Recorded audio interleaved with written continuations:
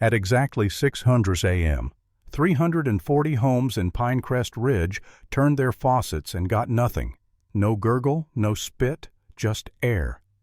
And then the screaming started. Brenda Whitmore, the HOA president, came storming up my mountain road in a golf cart like it was a police cruiser mascara, already running shrieking that I'd be in jail before lunch. I just stood there on my porch with a mug of coffee watching her rage echo off the pines. Because the night before I'd put my hand on a valve that never should have been feeding her neighborhood in the first place. My name's Ethan Harper, and I didn't move up to this cabin for drama. I came because my dad was dying, because he kept saying the only thing he wanted after all the hospitals and the cold fluorescent lights was to see Harper Lake one more time. 800 acres of steep timber, stone, and sky, our family land sitting up near the top of the Rockies like it was above everyone else's problems. That's what my grandfather used to say anyway. Up here, people have to mind their own business.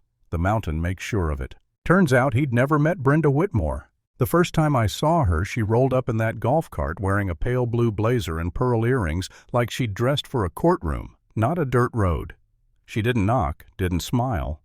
She just stepped onto my porch like it belonged to her. "Mr. Harper," she said, stretching the words out like she'd already decided I was difficult. "Welcome back. I'm Brenda Whitmore, president of the Pinecrest Ridge Homeowners Association, and we need to talk about your shoreline." My dad was sitting in his wheelchair behind me, wrapped in a flannel blanket, watching the lake through the open doorway. He looked so small in that chair, and I saw Brenda's eyes flick to him like he was a stain on a carpet. I tried to keep it polite. "This is private property, ma'am. We're just here to settle in." Brenda gave me that tight little smile that says, "Oh, honey, your property line is complicated. The HOA maintains recreational access along the eastern shore. The community has used that area since 2009. I actually laughed because it was so absurd. Maintains access, you mean trespasses? Her smile never moved. "We have agreements. Historical usage.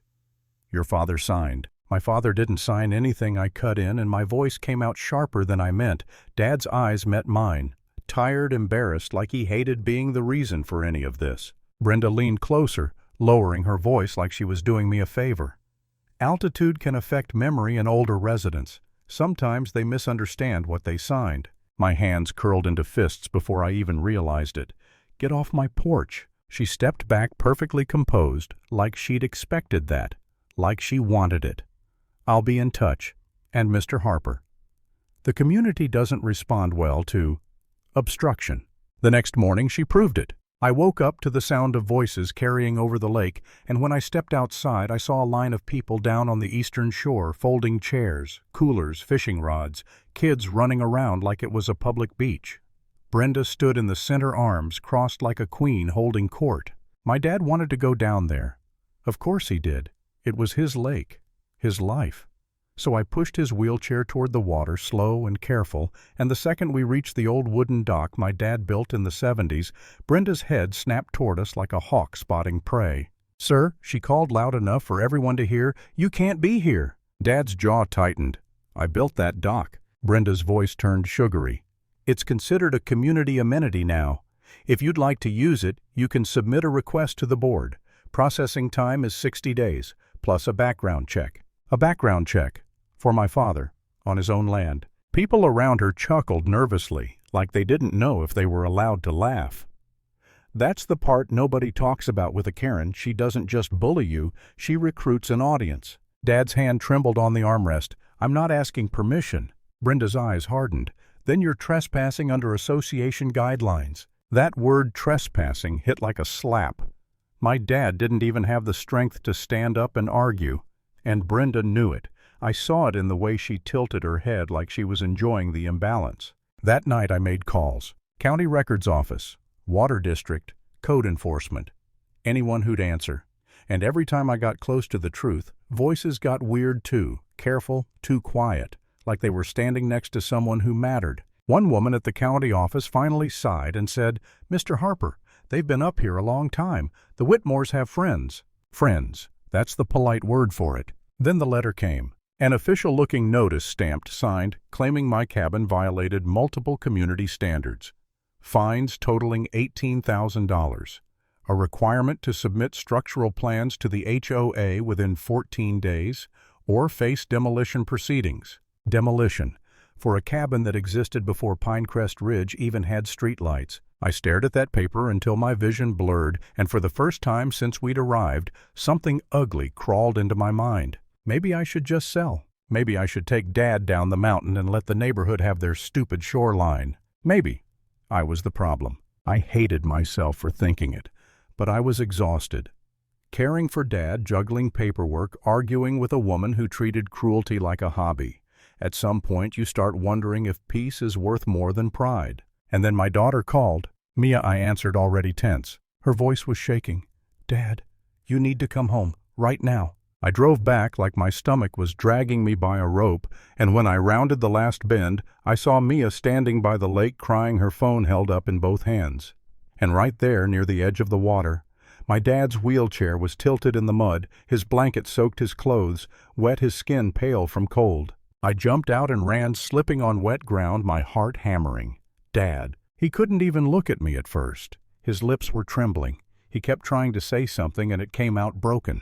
Mia shoved the phone toward me. She did it, she whispered. The HOA lady. The blue blazer.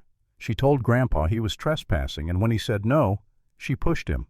I got it on video. I looked up, scanning the shoreline, and Brenda was gone. Of course she was.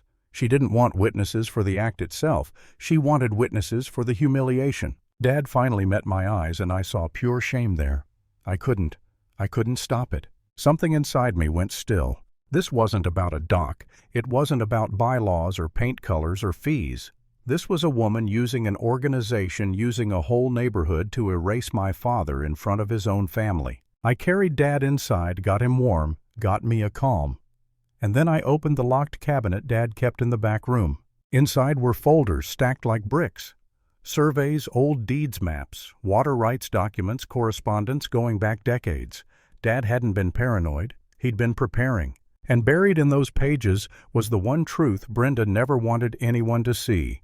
Pinecrest Ridge wasn't just using our shoreline, they were using our water. A natural spring on our land fed into an underground channel that had been quietly diverted years ago, piped down to the subdivision under the cover of community infrastructure. No permission, no easement, no legal right. They'd been drinking from our mountain like it belonged to them. I called an old colleague the next morning, someone who knew how federal inspectors think, how paperwork turns into investigations. Then I called a forensic accountant because the deeper I looked, the worse it smelled. Money had been bleeding out of the HOA for 15 years, paid to a water maintenance company with vague invoices and no real work logs. A company tied to, of course, Brenda's husband. It was all there like a rotten foundation nobody wanted to dig up. That night I hiked up to the spring alone. It was quiet up there, the kind of quiet that makes you hear your own thoughts too clearly. I found the access panel hidden under brush, popped it open, and stared down at the valve assembly. Old industrial, patched in places, not something a neighborhood should have been touching without permits. My hand hovered over it, and for a moment I hesitated. I could hear Brenda's voice in my head. Obstruction, trespassing, jail before lunch. I thought about Dad in that mud. I thought about Mia crying. I thought about the letter threatening to demolish our home. And I twisted the valve just enough. Not a full shut-off. Not revenge. A controlled reduction, like turning down volume on a party that got too loud. Then I went home and waited. At 6:00 a.m., the neighborhood panicked right on schedule. And at 6:15 a.m., Brenda was on my porch screaming about criminal interference and property sabotage and law enforcement.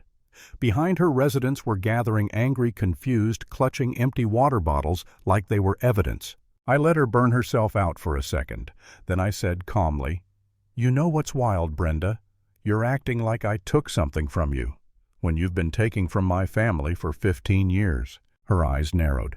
"This is community water." I stepped aside and held up a folder. "No, this is stolen water." She scoffed, but I saw the flicker, just a tiny crack, because she knew what I was holding. People started murmuring. Someone shouted, "What does he mean, stolen?" I walked down the porch steps, slow, steady, like I had all the time in the world. "Who here knows where your water comes from?" I asked. Silence. I pointed up the mountain. "Up there, on my land. from a spring my grandfather protected long before Pinecrest Ridge was even a name.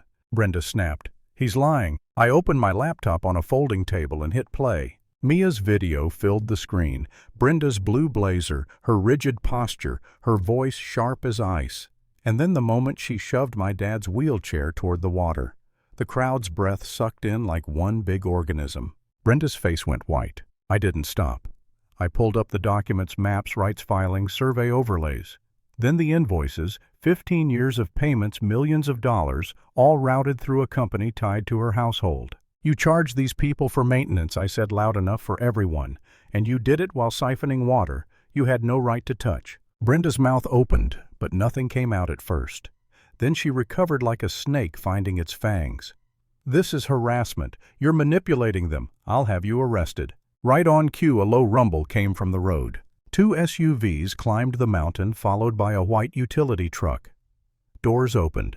People stepped out with clipboards, badges, and the kind of posture you don't fake. Federal inspectors, a state water enforcement officer, and a financial crimes investigator who looked like he hadn't smiled in 10 years. Brenda's knees actually wobbled. One of them walked straight past her like she was furniture and said, "Mr. Harper, we need to see the spring access point, and we need to speak with Brenda Whitmore and her husband regarding unauthorized diversion and potential fraud." Brenda tried to speak, she really did. Her lips moved, her eyes darted around searching for allies, but the residents weren't looking at her like a leader anymore.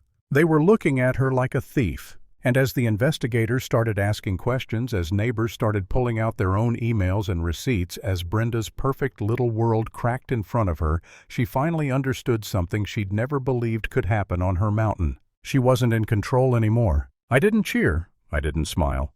I just turned back toward my porch and pushed my dad's wheelchair into the morning sun, the lake shining in his tired eyes.